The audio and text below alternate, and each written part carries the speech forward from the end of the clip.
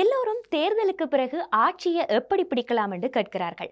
ஆனா நாங்க இன்னைக்கு பேச போற விடயம் ஆட்சியை பிடிப்பது பற்றி அல்ல, மாறாக எப்படி நாங்க எங்கள்கிட்ட இருக்கிற அதிகாரத்தை தக்க வைப்பது பற்றியதாகும். அது வேறெங்கிலும் உள்ள அதிகாரம் அல்ல, ஐரோப்பிய ஒன்றியத்தில் இருக்கிற ஜிஎஸ்பி சலுகையை நாங்க எவ்வாறு தக்க வைக்க வேண்டும் என்பது பற்றி தான் இன்றைக்கு பார்க்க போறோம். இந்த அதிகாரம் நழுவி போனா இலங்கை மீண்டும் மூழ்கி போற வாய்ப்பு காணப்படுகின்றது.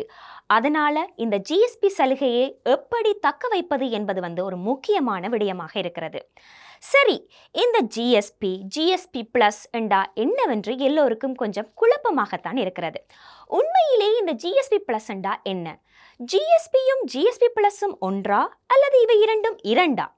இது ஐரோப்பிய நாடோடு தொடர்புபட்டதா அல்லது இது அமெரிக்காவில் உள்ளதா என்று என்னவென்று உங்களில் பலருக்கு பல கேள்விகள் எழக்கூடும். குறிப்பிட்ட சில நாட்களாக இந்த ஜிஎஸ்பி பிளஸ் மிகவும் ஒரு முக்கியமான ஒரு விடயமாக இருக்கின்றது. ஏனென்றால் ஐரோப்பிய ஒன்றியத்திலிருந்து இலங்கையினுடைய இந்த ஜிஎஸ்பி சலுகைகளை மீண்டும் மதிப்பாய்வு செய்து கொண்டிருக்கிறார்கள். சரி, இது பற்றி ஆழமாக பார்க்க வேண்டிய ஒரு தேவை இருக்குது. ஜிஎஸ்பி என்று சொல்லப்படுவது ஜெனரலைஸ் ஸ்கீம் ஆஃப் ப்ரிஃபரன்சஸ், அதாவது வரி இல்லாமல் ஐரோப்பிய ஒன்றியத்திற்கு பொருட்களை ஏற்றுமதி செய்வதற்காக வழங்கப்படுகின்ற ஒரு வாய்ப்பு தான் இதுவாகும். அதாவது எல்லா நாடுகளுக்கும் அல்ல, குறிப்பாக வளரும் நாடுகளுக்கு தான் இந்த ஐரோப்பிய ஒன்றியத்தினுடைய பொருட்களை ஏற்றுமதி செய்யும் போது வரிகளில் வழங்கப்படுகின்ற ஏதேனும் ஒரு முன்னுரிமை அல்லது ஒரு சலுகை, அதாவது வரியினுடைய ஒரு குறைப்பு அல்லது வரி இல்லாத ஒரு ஏற்றுமதி வாய்ப்பு தான் இந்த ஜிஎஸ்பி ஆகும்.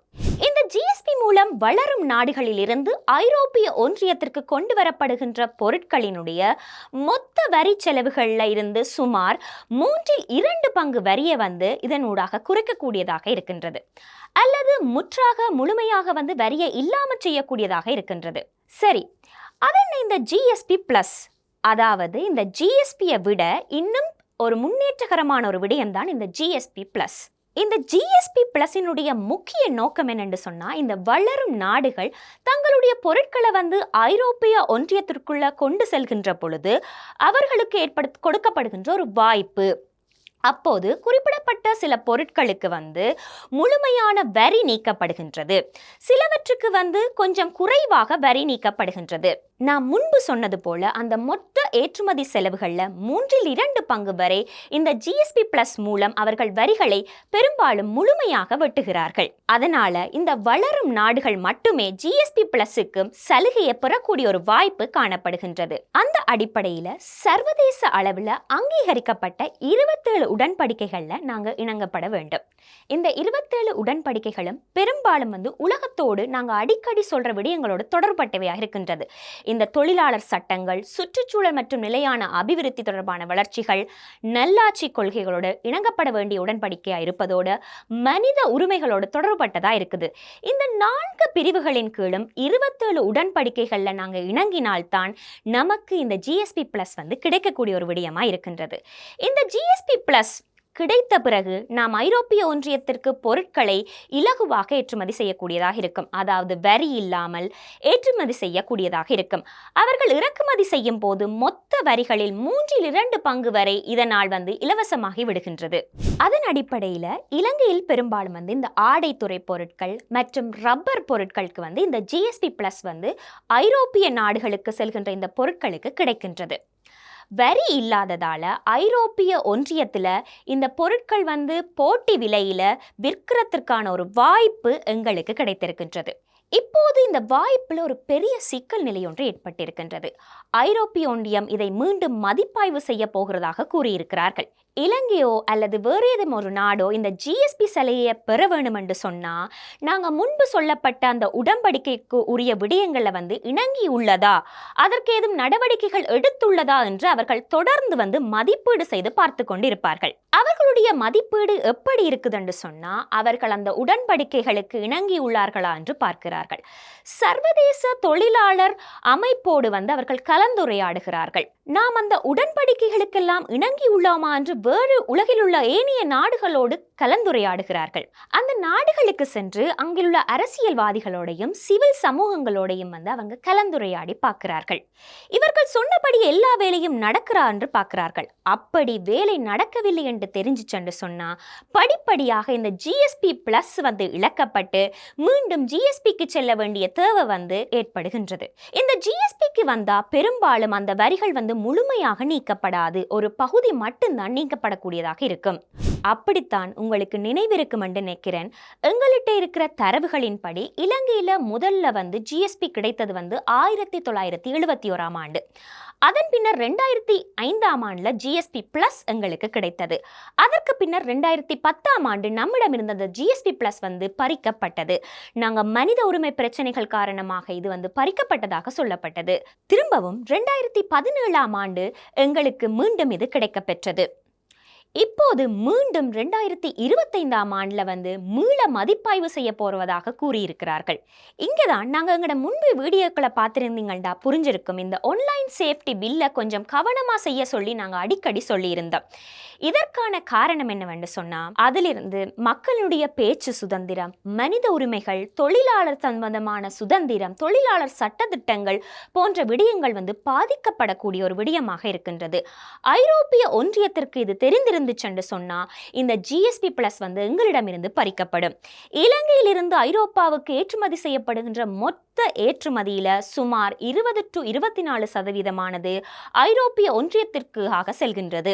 இந்த ஏற்றுமதிகள்ல பாதிப்பு ஏற்பட்டுச்சு சொன்னா இலங்கையில இந்த தொழில்கள்ல ஈடுபடுகின்றவர்களுக்கு வேலை வாய்ப்புல பாதிப்பு ஏற்படும். ஆகவே இந்த காரணங்களால தான் நாங்க நல்லாட்சி, மனித உரிமைகளை பாதுகாக்கிறது, நிலையான வளர்ச்சி கொள்கைகள் மற்றும் தொழிலாளர் சட்டத்திட்டங்கள் போன்ற விடயங்களை வந்து கருத்துல கொள்ள வேண்டும் என்று அதுக்கான உரிய சர்வதேச உடன்படிக்கைகளோட இணங்க வேண்டிய ஒரு தேவை எங்களுக்கு அவசியமா இருக்குது. அண்மை கால தரவுகளின்படி இந்த GSP பிளஸ் நாங்க இழந்தோம் என்று சொன்னா 1.3 பில்லியன் அமெரிக்கன் டாலர் வரையிலான ஏற்றுமதிக்கு வந்து பாதிப்பு ஏற்படலாம் என்று மதிப்பிடப்பட்டுள்ளது. இப்போது நாம் எதிர்நோக்க காத்திருக்கின்ற இந்த ட்ரம்ப் ஜனாதிபதியின் வரிகளுக்கு மேலதிகமாக இந்த GSP பிளஸையும் நாங்கள் இழந்தோம் என்று சொன்னா சந்தைக்கு பாரிய ஒரு பாதிப்பு வந்து ஏற்படக்கூடியதாக இருக்கும். GSP பிளஸ் நாங்க தக்க வைப்பதற்காக உரிய நடவடிக்கைகளை எடுப்பது என்பது வந்து மிக முக்கியமான ஒரு விடயமா இருக்கு. இந்த உடன்படிக்கைகள் எல்லாமே தீங்கான உடன்படிக்கைகள் அல்ல, நல்ல மனித உரிமைகளை பாதுகாக்கக்கூடிய ஒரு விடயமாகவே இருக்கின்றது. ஆகவே நாம் எதிர்காலத்துல என்ன செய்ய வேண்டும் என்பதுல இது குறிப்பா கவனம் செலுத்த வேண்டிய ஒரு விடயமா இருக்குது. நாம் இதற்காக வேலை செய்கிறோம் என்று வாயால சொன்னா மட்டும் இதை காப்பாற்ற முடியாது. இதற்கு கொள்கை ரீதியா சில வேலைகளை செய்ய வேண்டிய ஒரு கடமை எங்கள்கிட்ட இருக்குது. ஆகையால தான் இது சம்பந்தப்பட்ட கொள்கை அமைப்பை கட்டாயம் செய்து கொள்வது முக்கியமான ஒரு விடயமா இருக்குது. அப்படி இல்லையென்றா அடுத்த சில வருடங்களுக்குள்ள நாங்க இந்த GSP பிளஸ் இழக்க நேரிடும் அபாயம் உள்ளது. இலங்கையினுடைய மொத்த ஏற்றுமதியில ஐரோப்பிய ஒன்றியத்திற்கு செல்லும் ஏற்றுமதிகள்ல சுமார் 60 தொடக்கம் 66% GSP பிளஸுக்குள்ள வர வாய்ப்பு உள்ளது. ஆனா பெரும்பாலும் பொருட்கள் சொல்லப்படுவது என்னவென்றால் நாம் அந்த மொத்த திறனையுமே GSP பிளஸ்ல பயன்படுத்துவதில்லை என்பதாகும். ஏனென்றா நாம் அவ்வளவு ஏற்றுமதிகளையும் வந்து GSP பிளஸுக்குள்ள ஏற்றுமதி செய்வதில்லை. அனுப்பும் அளவுகள்ல வந்து பெரியதாக இருந்தாலும் அதன் திறனை விட அதிகமாக வந்து பயன்படுத்துகிற வாய்ப்பு வந்து நமக்கு ஒரு புறம் இருக்கிறது. மறுபுறம் பார்த்தா இந்த ஐரோப்பிய ஒன்றியத்துடன் வணிகம் செய்யும் போது வந்து உங்களுக்கு நினைவிருந்திருக்கும் என்று நினைக்கிறேன். முன்பொரு காலத்துல நாங்க மீன் ஏற்றுமதி மற்றும் ஆடை ஏற்றுமதி இரண்டிலேயுமே வந்து பாதிக்கப்பட்டு இருந்தோம். அந்த சமயத்துல தான் இந்த 2017ஆம் ஆண்டு நமக்கு திரும்பவும் GSP பிளஸ் சலுகை வந்து மீண்டும் கிடைத்தது. ஆனா ஒரு காலம் செல்லும் போது இந்த இலங்கை வந்து வளரும் நாடா இருக்கும் வரைக்கும் தான் இந்த GSP பிளஸ் வந்து எங்களுக்கு கிடைக்கும். நாம் படிப்படியாக வளர்ந்து நாட்டை வந்து ஒரு நல்ல நிலைக்கு நோக்கி செல்கின்ற போது நமது தனிநபர் மொத்த உள்நாட்டு உற்பத்தி வந்து அதிகரிக்கும். நாம் நடுத்தர வருவாய் கொண்ட நாடாக மாறிட்டோம் என்று சொன்னா அப்ப எங்களுக்கு தானாகவே இந்த GSP பிளஸ்ல இருந்து வெளியே வந்து விடுவோம். அப்போது நமது திறனை வந்து அதிகரித்து நமது உற்பத்தி செலவை வந்து நாங்க குறைத்து குறைந்த விலையில உலகத்துடன் போட்டியிடும் நிலைக்கு வந்து நாங்க வர வேண்டும். இலங்கையை நாங்க முன்னேற்றோம் என்று சொன்னா நாங்க நிச்சயமாக வந்து படிப்படியாக சரியான விதத்துல முன்னேற வேண்டிய தேவை எங்களுக்கு இருக்குது. அதனால தான் என்ன சொல்றோம் என்று சொன்னா, எப்போதும் ஜிஎஸ்பி பிளஸ் மற்றும் ஜிஎஸ்பியில நாங்க நம்பி இருக்க முடியாது. அதே போல நாங்க மறக்கக்கூடாத ஒரு விடயம் என்னவென்றா, அமெரிக்காவிலையும் இந்த ஜிஎஸ்பி என்ற ஒரு விடயம் இருந்திருக்குது. அதாவது ஜெனரலைஸ் ஸ்கீம் ஆஃப் ப்ரிஃபரன்சஸ் என்றுதான் அதையும் சொல்லுகிறார்கள். அதன் மூலம் தோராயமாக 3500 HS கோடுகள் வரைக்கும் உலக நாடுகளுக்கு வரிய குறைவாகவும் வரி இல்லாமலும் அமெரிக்காவுக்குள்ள நுழைவதற்கு வாய்ப்புண்டு இருந்திருக்குது. ஆனா இது 2020ஆம் ஆண்டு முதல் ரத்து செய்யப்பட்டிருக்குது. இந்த ஜிஎஸ்பியை ஐரோப்பிய ஒன்றியத்தை போலதான் இவங்களும் அவ்வப்போது தங்களுக்கு நெருக்கமாக உள்ளவர்களை கண்காணித்து பார்த்து கொண்டு இருக்கிறார்கள். 2020 முதல் இது ரத்து செய்யப்பட்ட ஒரு விடயமாகவே இருக்கின்றது. ஆனா அவர்கள் அந்த ஜிஎஸ்பி ஐரோப்பிய ஒன்றியத்தின் ஜிஎஸ்பி பிளஸ் போல அவ்வளவு நெருக்கமாக கண்காணிக்கப்படுகின்ற ஒன்றாக இருக்கவில்லை.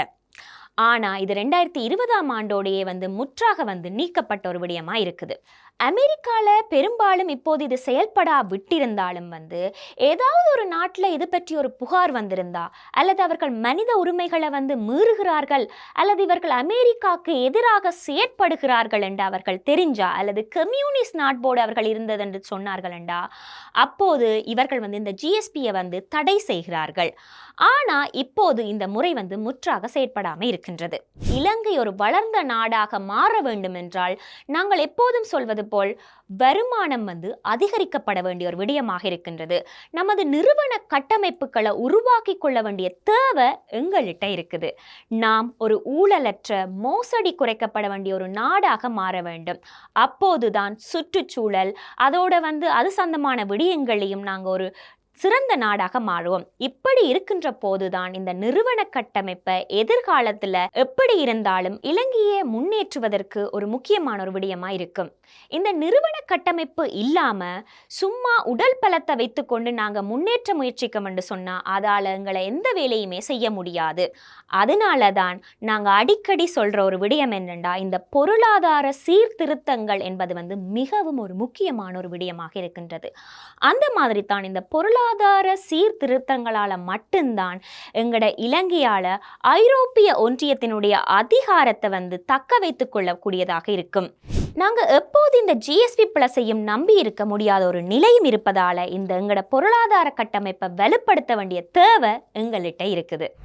இது போன்ற பொருளாதார தகவல்களை நீங்கள் அறிந்து கொள்ளணுமெண்டா எங்களுடைய யூடியூப், இன்ஸ்டாகிராம், ஃபேஸ்புக் சேனல்களை நீங்கள் லைக் பண்ணுவதோடு சப்ஸ்கிரைப் பண்ணி எங்களுக்கு உங்களுடைய பின்னூட்டங்களை தந்து கொள்ளுங்கள்.